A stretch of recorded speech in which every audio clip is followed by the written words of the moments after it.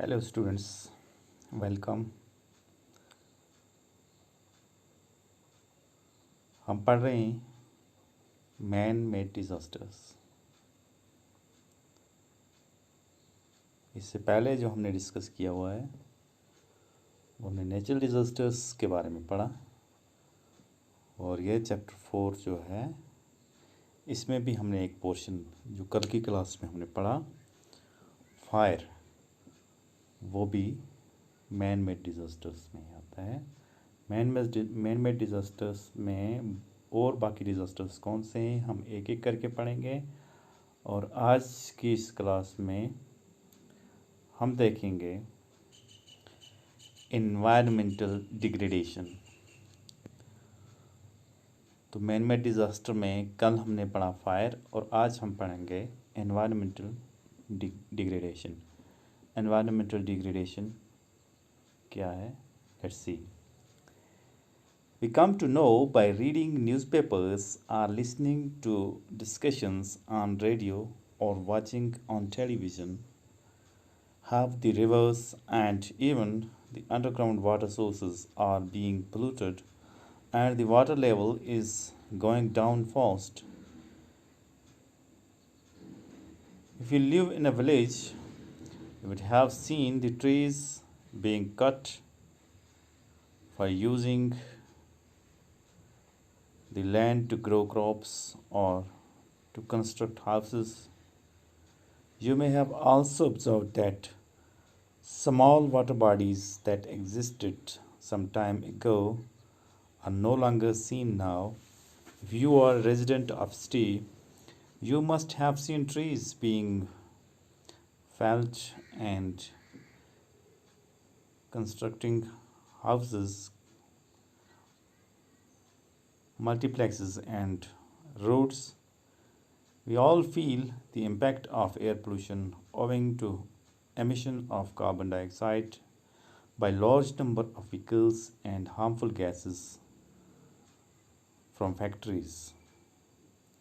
You may be aware of some of these incidences like Bhopal gas tragedy, landslides and air pollution, etc.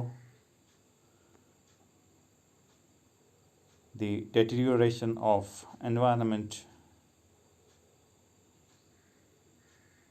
has also led to various kinds of man-made disasters and natural calamities. So what we are being told is that हम रोज़ newspaper में, radio पे सुनते हैं, newspaper में देखते हैं, television पे देखते हैं कि दरिया और यहाँ तक कि जो अंडरग्राउंड वाटर है, ज़मीन के नीचे जो पानी होता है, उसके सोर्सेज जो हैं वो ख़त्म हो रहे हैं, पानी कम हो रहा है। कहते हैं गाँव में रहने वाले लोग इस चीज़ से ज़्यादा वाकिफ़ होते हैं कि जब दरख्तों को गिराया जाता है तो वहाँ पे ज़मीन को खाली करके या तो लोग फसलें लगाते हैं या जंगलात की ज़मीन को पे यहाँ पे या पे उस पे या फिर घर बनाते हैं। और आपने ये भी देखा होगा कि जो पानी की छोटी छोटी बॉडीज़ हुआ करती थी, कभी झीलें हुआ करती थी या छोटे मोटे नाले या चश्मे, वो अब गायब हैं। और अगर आप शहर के रहने वाले हैं तो अपने शहर में देखा होगा कि दरख्तों को गिराया जाता है, घर बनाए जाते हैं, रोड्स बनाए जाते हैं, बड़े कम्प्लेक्सेस बनाए जाते हैं। और एयर पोल्यूशन जो कार्बन डाइऑक्साइड की वजह से होती है, जो गाड़ियों और फैक्ट्रीज़ की वजह से कार्बन डाइऑक्साइड इमिट होता है, उसके हज़ार्ड्स के बारे में हम सब वाकिफ़ हैं।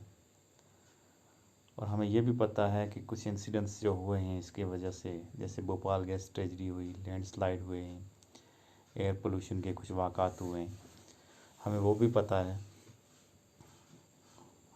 और एनवायरनमेंट की जो भी हम डिग्रेडेशन कर रहे हैं, जंगलात का कटाव है या बाकी चीज़ें हैं, जिस तरीके से भी हम एनवायरनमेंट को तबाह कर रहे हैं, उससे बहुत सारी डिज़ास्टर्स या तबाहियाँ जो हैं वो हमारे सामने आ खड़ी होती हैं.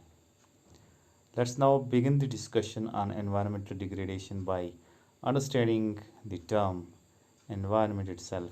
What does the word environment mean? Commonly, environment means the surrounding in which we live. Environment denotes all the elements, processes, and conditions around us along with their interrelationship. तो अब हम देखते हैं कि एनवायरमेंटल डिग्रेडेशन के बारे में discussion शुरू करें तो उससे पहले हम ये समझ लें कि एनवायरनमेंट है क्या. एनवायरनमेंट अगर जनरली देखा जाए तो हम कहते हैं कि हमारे आसपास की सराउंडिंग्स जिसमें हम रह रहे हैं, हमारे आसपास का माहौल जिसमें हम रह रहे हैं, उसे हम एनवायरनमेंट कहते हैं. Environment denotes all elements. Environment में सारे एलिमेंट्स आते हैं, प्रोसेसेस आते हैं, कंडीशंस आती हैं जो भी हमारे आसपास होती हैं और उनकी आपस की जो रिलेशनशिप है. We are utilizing resources like water, soil, trees, coal, and petroleum without caring for the future.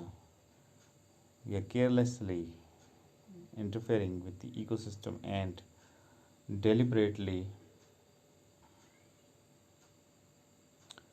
So, here we are being taught that जो रिसोर्सेस हमारे पास हैं, पानी है, सॉइल है, या हमारे पास पेट्रोलियम है, कोल है, ज़मीन के नीचे जो धातें हैं, उन सब को हम बेतरीक इस्तेमाल कर रहे हैं फ्यूचर के बारे में सोचे बगैर. तो एक चीज़ और इसमें जो ऐड कर लेंगे, we carelessly interfering with ecosystem deliberately. हम इकोसिस्टम में डेलिबरेटली इंटरफेयर कर रहे हैं. Killing wild animals. कैसे कर रहे हैं? वाइल्ड एनिमल्स को मार रहे हैं. Environmental degradation is the process by which the environment, that is air, water and land, is progressively contaminated, overexploited and destroyed. तो environmental degradation क्या है?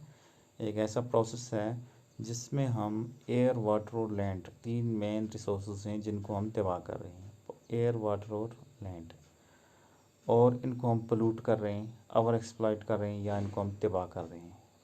In specific terms, environmental degradation is the deterioration of the environment through depletion of resources such as air, water,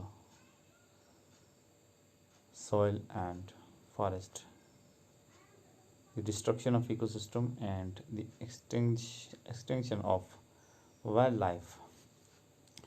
तो specific terms में हम environmental degradation को कह सकते हैं कि ये डिप्लीशन ऑफ रिसोर्सेज है, जहाँ पे हम रिसोर्सेज को ख़राब कर रहे हैं, तबाह कर रहे हैं. जैसे वाटर है, एयर है, सॉइल है, फॉरेस्ट हैं, और हम इकोसिस्टम जो है उसको डिस्ट्रॉय कर रहे हैं, उसको एक्सटेंड कर रहे हैं, ख़त्म कर रहे हैं, वाइल्ड लाइफ को ख़त्म कर रहे हैं.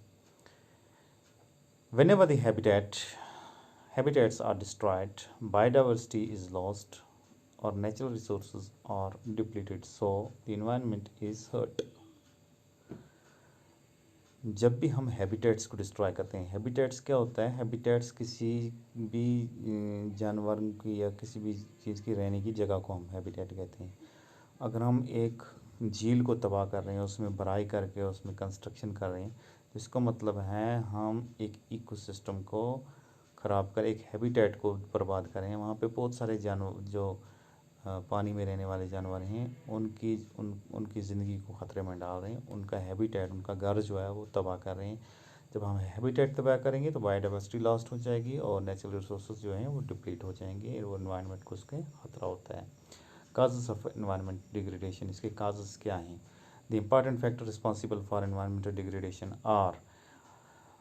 पहला इसमें है ग्रोइंग पॉपुलेशन. पॉपुलेशन बढ़ रही है. Population is the greatest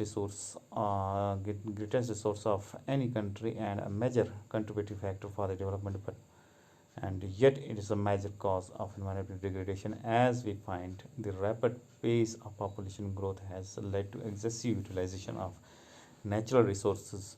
Huge population also leads to huge production of wastes The resultant outcomes are loss of biodiversity, pollution of air, water, and soil, and increased pressure on arable land. All these have been putting great stress on environment. तो population growth जो है वो मुल्क की तरक्की के लिए ज़रूरी भी है, मैन पावर मिलता है मुल्क को, लेकिन इसके साथ साथ इसका एक साइड इफ़ेक्ट जो है वो ये है कि इसकी वजह से एनवायरमेंटल डिग्रेडेशन जो है उसका प्रोसेस जो वो भी बढ़ जाता है। जैसे हमें पता है पॉपुलेशन बहुत तेज़ी से बढ़ती है, वेस्ट भी ज़्यादा होंगे, जाहिर सी बात है जितनी ज़्यादा आबादी होगी तो वेस्ट भी उतना ज़्यादा आएगा। रिजल्टेंट आउटकम क्या होगा? लॉस ऑफ बायोडाइवर्सिटी, पोल्यूशन होगी एयर की, वाटर, सॉइल, और जो एरेबल लैंड है वो कम पड़ जाएगी और इससे जो है एनवायरनमेंट पे असर पड़ेगा। दूसरी चीज़ है urbanisation. You may have observed a large number of people from villages moving to towns, cities, and megacities to earn their livelihood. आपने देखा होगा कि बहुत सारे लोग जो हैं वो शहरों से निकल के गाँव से निकल के शहरों की तरफ जाते हैं या बड़े शहरों की तरफ जाते हैं ताकि वो अच्छा रोज़गार कमा सकें।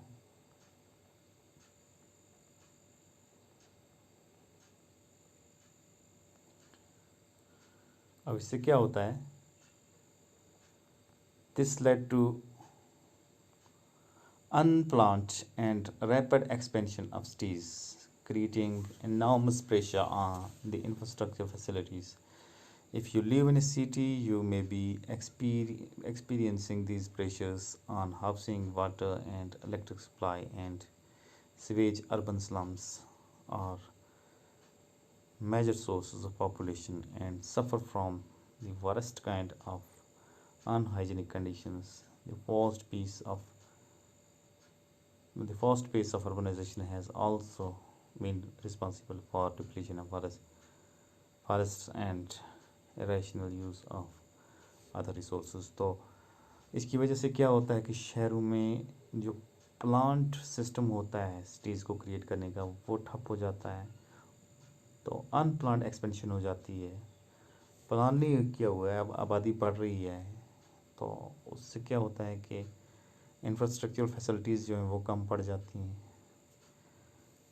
आबादी कितनी थी शहर की एक साल में, उसके लिए गवर्नमेंट ने या एजेंसीज ने सोचा है कि उसको क्या प्लान करके कैसे देना है, कौन सी चीज़, पानी, बिजली, जो भी जो सहूलियात होंगी वो सहूलियात जो हैं उनको मिलने से वो लोग कासर रह जाते हैं और इस तरह से फिर जो रिसोर्सेज हैं उन पे बाहर पड़ता है। तो अर्बनाइजेशन जो है ये भी एक फैक्टर है एनवायरमेंटल डिग्रेडेशन का। Changing lifestyle, there has been a remarkable change in the style of the people living in the cities, towns and villages. It has contributed to air, water and noise pollution.